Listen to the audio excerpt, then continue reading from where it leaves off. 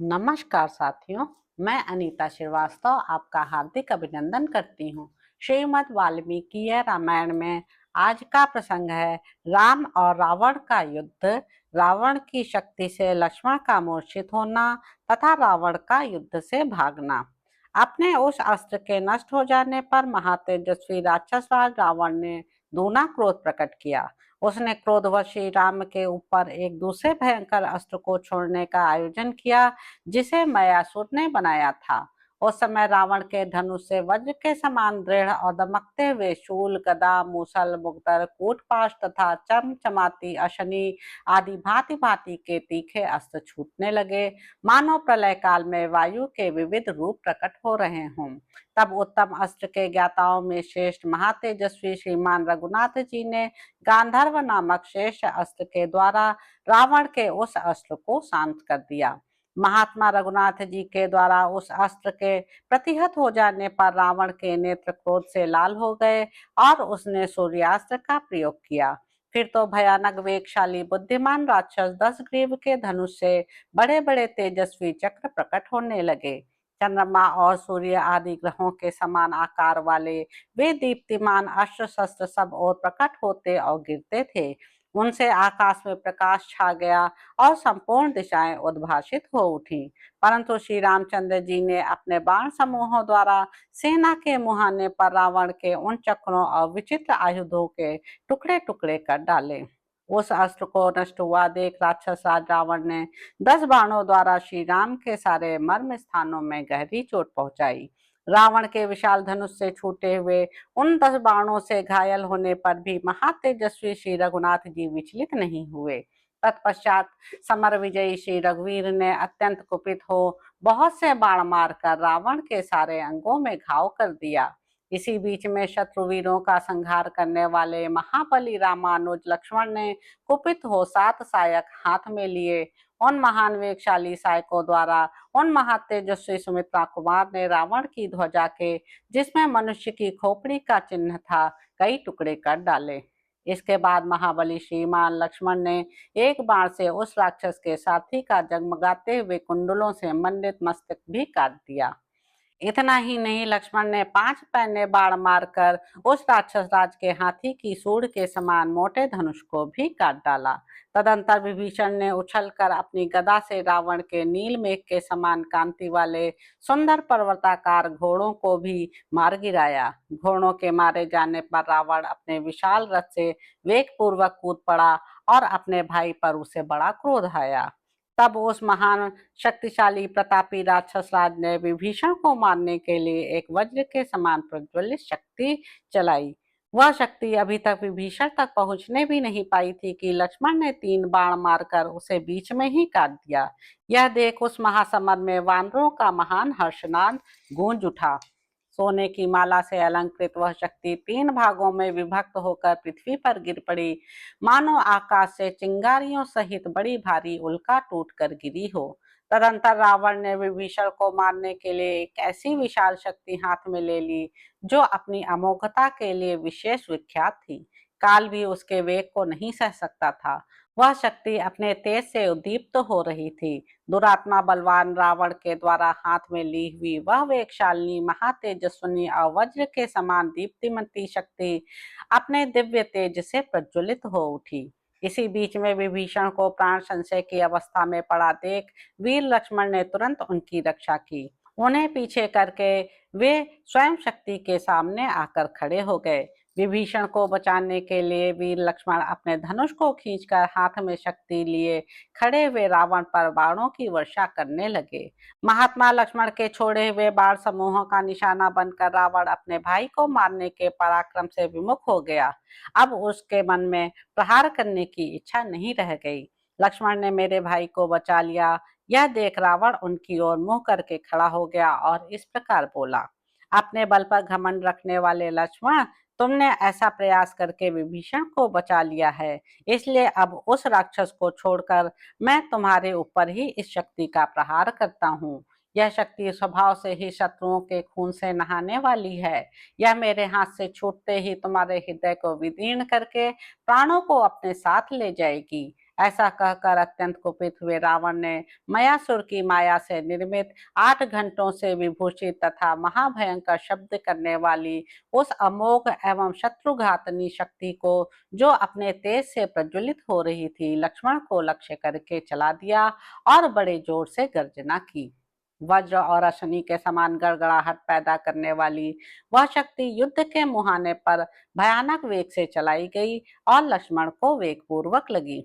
लक्ष्मण की ओर आती हुई उस शक्ति को लक्ष्य करके भगवान श्री राम ने कहा, लक्ष्मण का कल्याण हो, तेरा प्राणनाश विषयक उद्योग नष्ट हो, अतएव तू व्यर्थ हो जा। वह शक्ति विषधर सर्प के समान भयंकर थी। रणभूमि में कुपित हुए रावण ने जब उसे छोड़ा, तब वह तुरंत ही निर्भय वीर लक्ष्मण की छाती में डूब गई। नागराज वासुकी की जिह्वा के समान दे दीप्यमान वह महातेजस्विनी और महावेगवती शक्ति जब लक्ष्मण के विशाल वक्षस्थल पर गिरी, तब रावण के वेग से बहुत गहराई तक धंस गई। उस शक्ति से हृदय विदीर्ण हो जाने के कारण लक्ष्मण पृथ्वी पर गिर पड़े। महातेजस्वी रघुनाथ जी पास ही खड़े थे।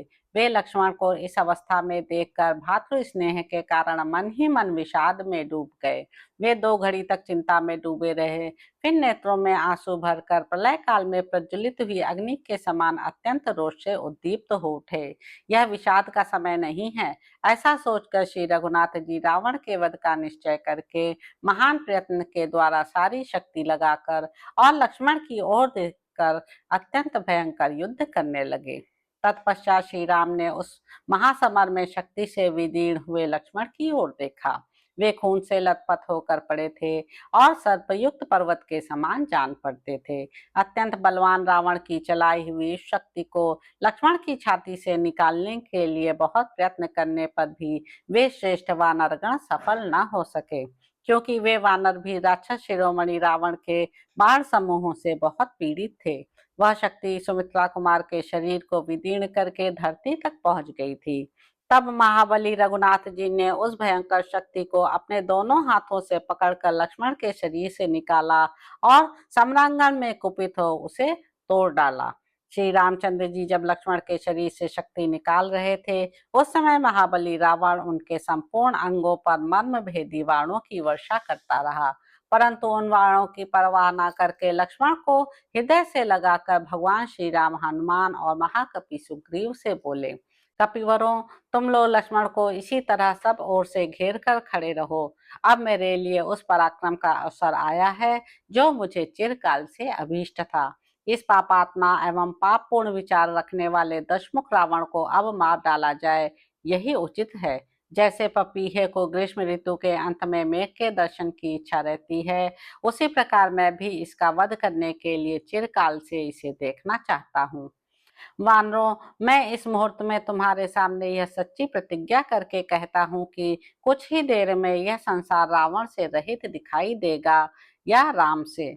मेरे राज्य का नाश, वन का निवास, दंडकारण्य की दौड़ धूप, विदेह कुमारी सीता का राक्षस द्वारा अपहरण तथा राक्षसों के साथ संग्राम, इन सब के कारण मुझे महाघोर दुख सहना पड़ा है और नरक के समान कष्ट उठाना पड़ा है।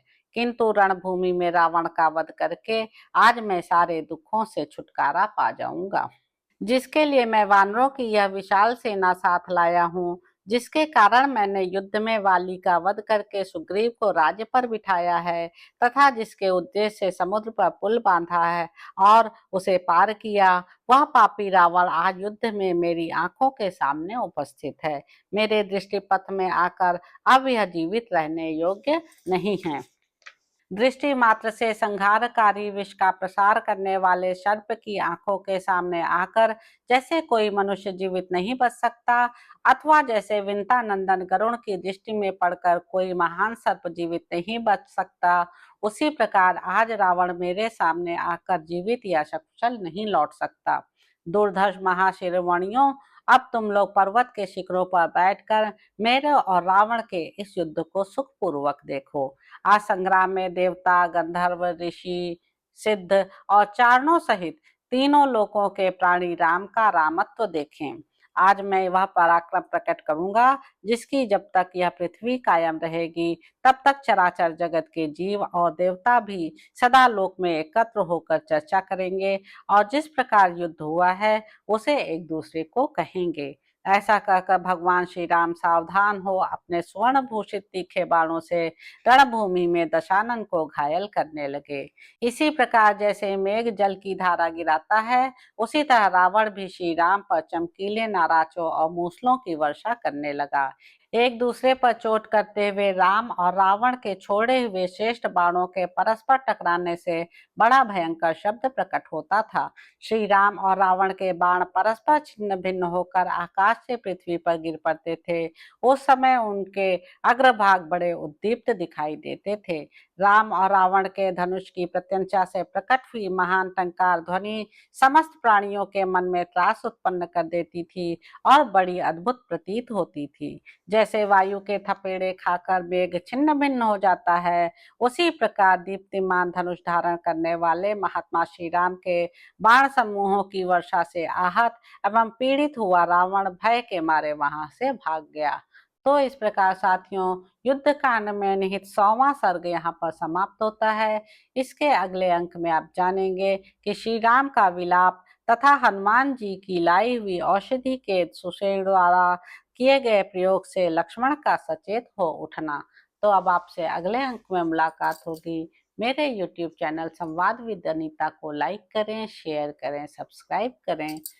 धन्यवाद साथियों।